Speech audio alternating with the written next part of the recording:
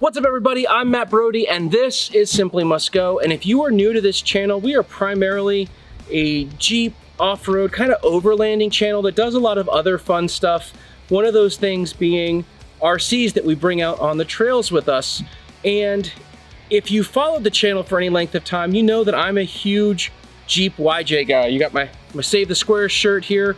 I built a screen-accurate replica Jurassic Park Jeep out of my 1992 YJ. I love Jeep YJs, and when Roc Hobby came out with this 110 scale YJ, well, I just had to get it. There was no question about it. Now, I want to go over a couple things about this particular RC Jeep that you probably haven't heard before, because you've heard them from people who are coming from the RC side rather than people that are coming from the Jeep side. The first is the name. This is the Mashigan. And a lot of people think that because it's got a Michigan license plate on there, that there was some sort of lost in translation thing, you know, because of a Chinese company. That's actually not true. Roc Hobby could not license the Jeep YJ name, so they called it the Mashigan. And the reason they called it the Mashigan is because Chuck Mashigan designed the Jeep YJ. The reason it has Michigan license plates is because the Chrysler plant that put the Jeep YJ together was in Michigan. So it is not an accident, it's not a mistranslation. Now you know that Chuck Mashigan designed the Jeep YJ, and that's why it's called the Mashigan. This thing is super cool, and I want to get it unboxed, so let's go ahead and start looking at that. Now the first thing you'll notice is that this thing comes in a super awesome huge case that I absolutely love, particularly for me because I'm going to be taking this thing out on trips and it's going to get bounced around in the back of the Jeep and stuff, so having a nice protective case, always something awesome. So Roc Hobby, kudos on the case. It's a nice styrofoam case. It's got these little locks in here so it's not going to automatically open or anything like that. Alright, so let's open up the case. Oh man, this thing is huge! It is so cool. All right, what do we got here? That looks like the rear tire. Looks like we've got some seats packaged separately. Now, I've done a lot of research on this, so I'm not surprised what it looks like in here, but I am seeing it for the first time, and this is just so cool. All right, let's see. So a couple things to note. The mirrors are attached to the doors and they swing really easily. So make sure that they're tucked in before you pull the Jeep out. I've seen some people break them trying to get them out, and you don't want to do that. So make sure they're tucked in and safe before you start pulling things out.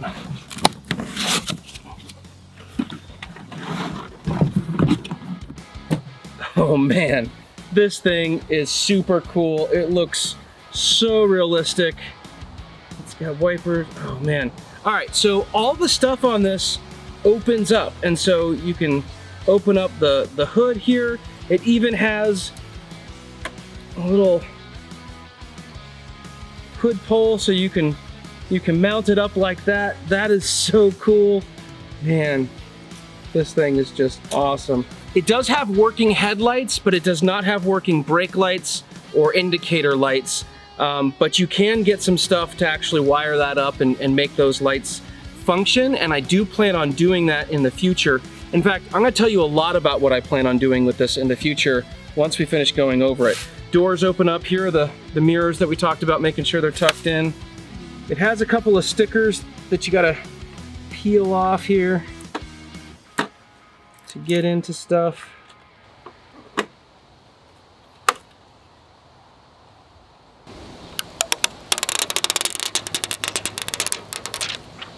All right, so let's talk about this model a little bit more before we actually go into test running it and all that kind of stuff. So this is supposed to be a 110 scale vehicle. However, it's not. The chassis is a 110 scale chassis, but because the YJ is a shorter vehicle than, let's say, the pickups and the JKs and the JLs that you see in the 110 scale, like from Axial and stuff like that, it's bigger than that. It's really closer to a 1.7 scale body on top of a 110 chassis. So when you're looking at doing graphics or doing anything with the bodywork itself, that's really more of a 1/7 scale, as where the chassis and all the mechanical stuff underneath are really more of a 1/10 scale. The thing that is inaccurate about this particular model, if you look underneath, it does not have leaf springs. The Jeep YJ was a leaf spring vehicle, and this does not come with leaf springs. However, apparently very soon they're going to come out with a leaf spring kit specifically for this vehicle, so you can put the leaf springs on and make it more accurate to how the Jeep YJ actually looked. Now that said, if you do that, you might lose a little bit of performance. Leaf springs are not known for their performance standards, but if you want accuracy, you would put leaf springs on this. Another thing that is not completely accurate is the rear bumper. So while this bumper is cool, and it's reminiscent of a lot of bumpers you might see now, this is not a stock YJ bumper. The stock YJ bumper was a flat bumper with little bumperettes. So this bumper is not accurate, but that's not a big deal. I mean, it looks cool. It looks like a Jeep that someone had stock and they put, you know, a lift kit on it and some bigger tires and made it more off-road worthy. So I don't hate that, but it's not a stock look. It is kind of an upgraded off-road look. Same with the wheels and tires. Obviously these are not period correct wheels or tires for a Jeep YJ. They're an aftermarket sort of knockoff version of another tire. They are beadlock and they are vented beadlock, which means that they're a little squishy. I am going to be changing out the wheels and tires because I want to do a completely different kind of thing with this. So it didn't really bother me that they're there one way or the other. It'll be a lot of fun to play with until I get all that stuff set up. Other things that it doesn't really have are the little bumperettes on the front. So on a YJ, particularly like a Sahara model, there's a little curved piece. It's a separate piece, but there's a little curved piece that goes here and here. And then this piece would say Jeep. So those are really the only things that I've seen that don't look actually correct for this vehicle. Everything else, really, really close. Also, one thing, when you're running a YJ, the wiper blades are like almost like a 45-degree angle. They sit up in the windshield. They do not sit down. I've seen a lot of people run them like this, like they would normal Jeeps, things like that. But the YJs are like that. So the more you know. So in all the videos that I saw, I really wasn't prepared for how big this was. I don't run a lot of big RCs that are scale like this. So this is really my first 110, 1.7, whatever you want to call it, scale vehicle. And it's so much bigger than I anticipated.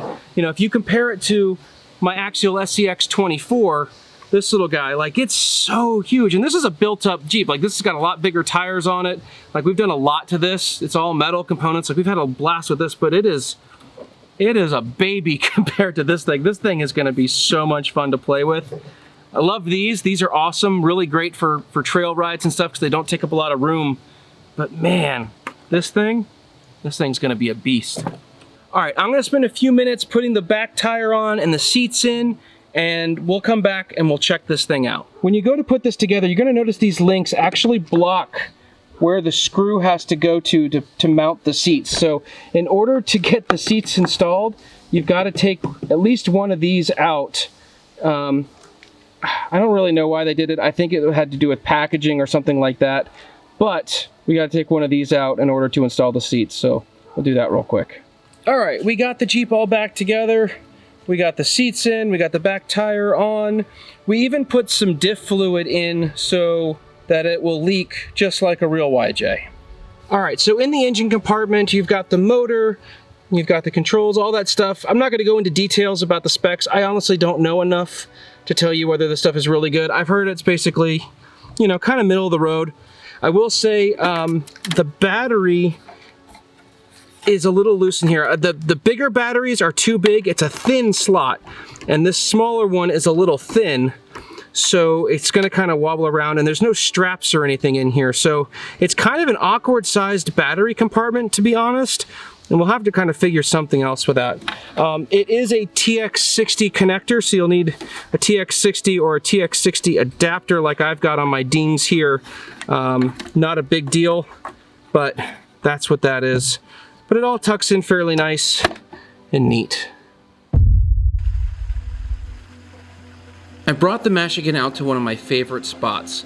It has rocks, ruts, and even a waterfall. Spoilers, go ahead and pay close attention to how high the waterfall is off the ground.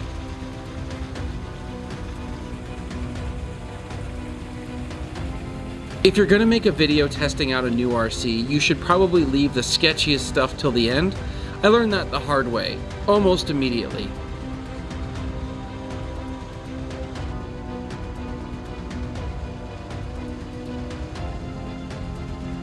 I started driving up the rocks towards the thin, off-camber, wet, slick ledge behind the waterfall. Yeah, that ledge with the 5-foot drop. More on that in a second. This was a close call that should have been my warning, but guess who has 2 YJs and didn't listen?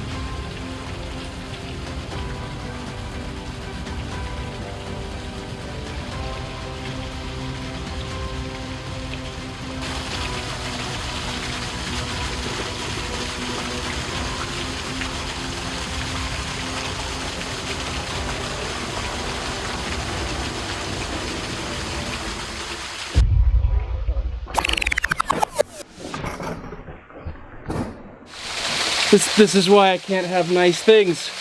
I completely busted the tailgate off, like just snapped the, I guess it's the brackets on it. They are toast. You can see they just broke right there.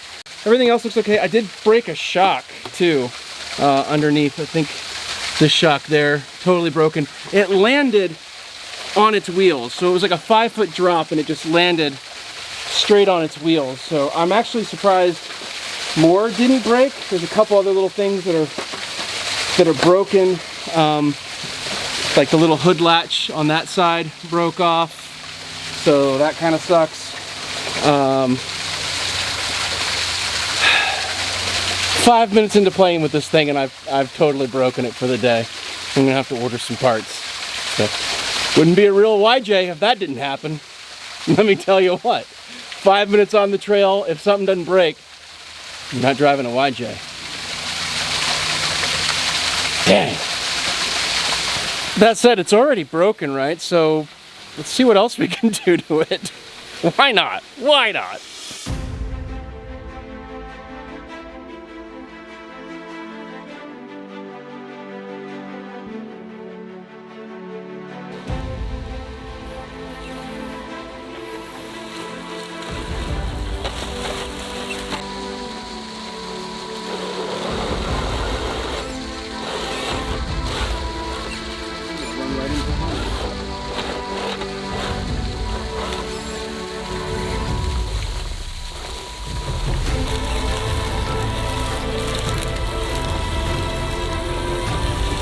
Even with a missing front shock, the Mashigan did a great job.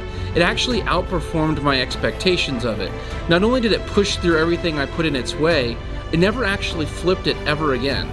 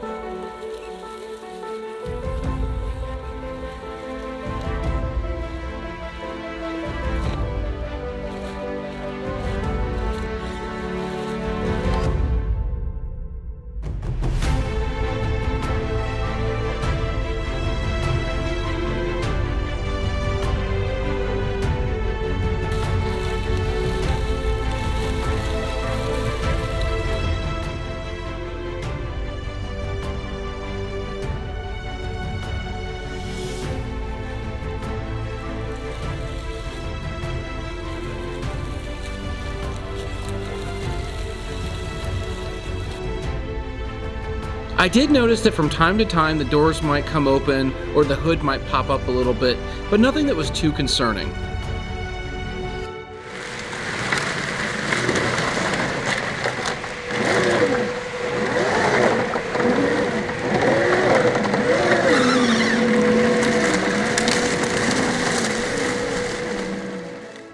will say the throttle controls are very sensitive.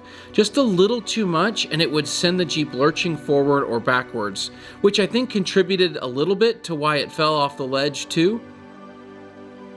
It took me a little while for me to get a really good sense of what the throttle was like and what the Jeep could handle. So again, save the sketchy stuff for last.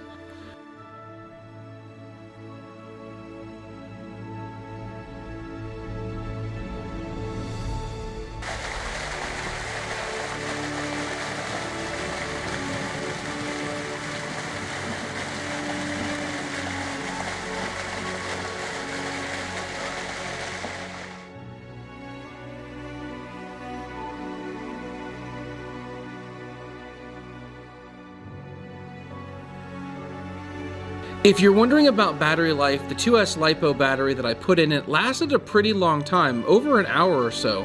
I even ended up driving the Jeep back to the car, which was about a 15 to 20 minute hike, mostly uphill.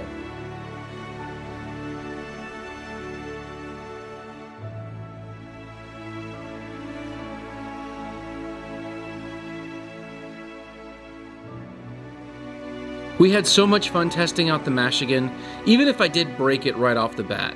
And I should note that all of the individual parts to the Jeep are available to purchase in case you're like me and you break something, so I already have new shocks, doors, and hood latches on the way.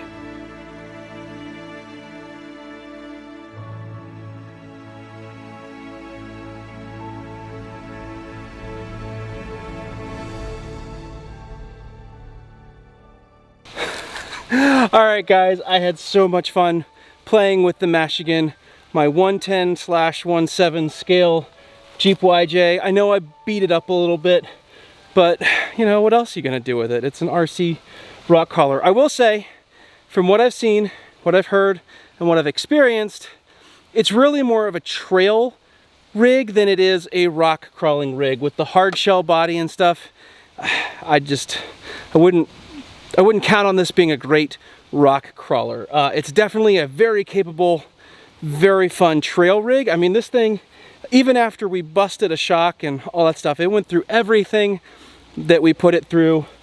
Had a blast with it. I cannot wait to fix it up, clean it up, and then the plan is we're going to turn this into a replica of my Jurassic Park Jeep.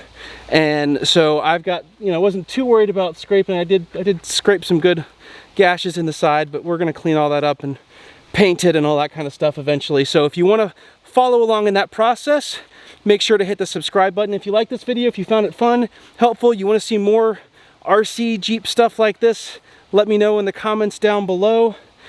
Also, just for clarification purposes, I know that I need to put grease in the axles, and I also need to put grease in the transfer case and in the motor. I've discovered that the diff fluid that I put in, not the best thing for this, but that's what I had, and I thought it would be funny to see it leak a little bit. So anyway, I know it needs to have grease and not diff fluid.